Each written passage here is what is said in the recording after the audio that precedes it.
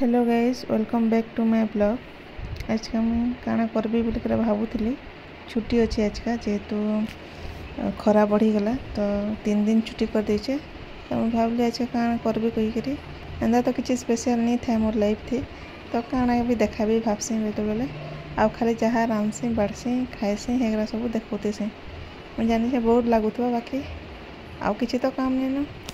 तो यहाँ भात बसई चौल बसई आज का घिनी कर आनी मुई भाजी शाग दुकान।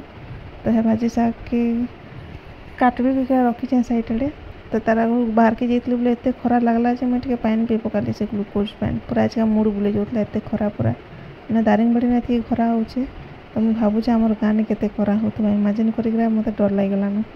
तो तान जी बची गोटे डबा मैंने बोतल तो करदेली तान यहाँ शाग के काटबी तो बाछुदेली जी सब खाली ढेंटी बड़ बड़ ढेंटी मैंने सब क्या करबी कहली आ सब बाहर करदेली आ खाली पतर मान के रांधली हेन्ता भी मुझे एकला अच्छे बेसी ही जाता से ढेंटी गुरा के रांधी एतले फिंगीदेली सबके आईटा जेनटा अच्छे खाली पतर सबके काटली।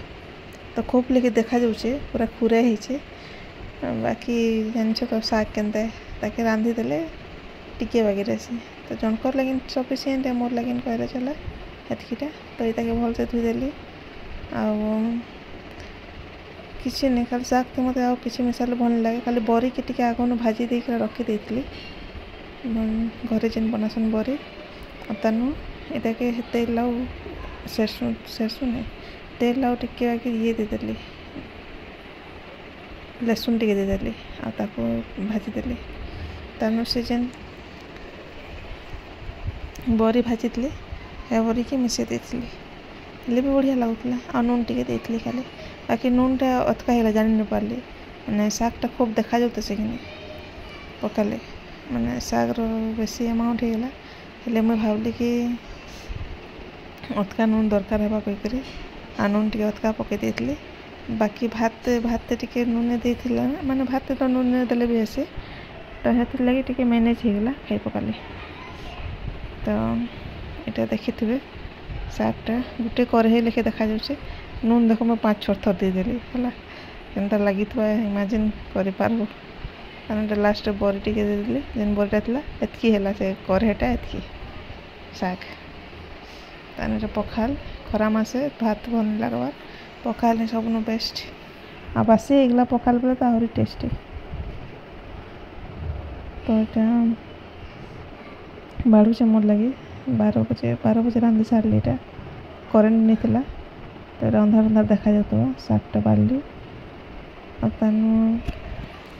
आम थिला किनिक आनी आम के काटी पकाली आटा पखाल आ शाग तारपर 4 बजला जिते कौन धुआ धुई कर सारे तेणु मत इच्छा है कि टे से पॉपकॉर्न बनाबी कहीकि पॉपकॉर्न जरूर गोटे रखी। तो ये जेन मोर प्रेसर कुकरटा से खराब हो जाए तो ये नहीं आ गए प्रेसर कुकर नहीं तो ये प्रेसर कुकर तो मुझे क्या करसी पॉपकॉर्न के भाजसी थी तो ढापनी भी ठीक अच्छे कि नहीं तो लगे तो ये गरम कर दिए थी ताने पॉपकॉर्न जेन मंजी अच्छे मंजी के ऑलरेडी घी भी थी से काटली ना पकईदेली तानटा ढापीदेली तान फुटला हाँ बाहर करली एतकी आपर सन्धार टे बाहर के जाइए बाकी बाहर के गले आ किए एत ये कर नहीं पारे को वीडियो नहीं कर पार्ली।